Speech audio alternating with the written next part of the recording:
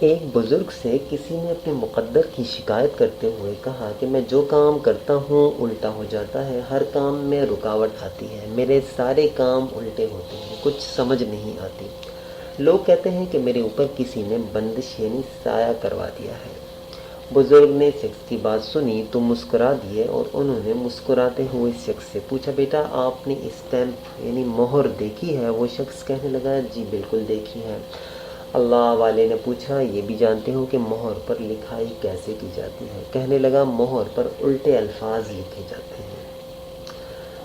ان بزرگ نے پوچھا، میاں جانتے ہو وہ سیدھے کیسے ہوتے ہیں؟ کہنے لگا، جب مہر کاغذ پر لگتی ہے تو وہ الفاظ سیدھے ہو جاتے ہیں۔ بابا جی نے قہقہا لگایا اور اس شخص سے کہا، بیٹا جس طرح مہر اپنا ماتھا کاغذ پر ٹیکتی ہے تو اس کے الٹے الفاظ سیدھے ہو جاتے ہیں، اسی طرح تو بھی وضو کر کے مسجد جا اور اپنے مالک کے حضور ماتھا ٹیک، تیرے بھی الٹے کام سیدھے ہو جائیں گے۔ سبحان اللہ۔ معزز ناظرین کرام، حقیقتاً نماز ہی مشکلات کا حل ہے، نماز ہی مشکلات کا حل ہے۔ اللہ کے رسول صلی اللہ علیہ وسلم نے تو فرمایا، میری آنکھوں کی ٹھنڈک ہے نماز، مؤمن کی معراج ہے نماز۔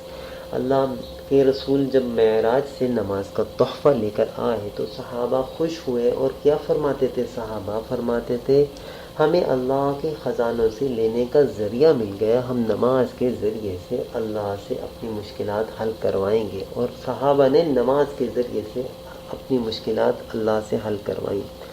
اللہ مجھے بھی نماز کی توفیق نصیب فرمائے، آپ سب کو بھی نماز کی توفیق نصیب فرمائے۔ السلام علیکم ورحمۃ اللہ۔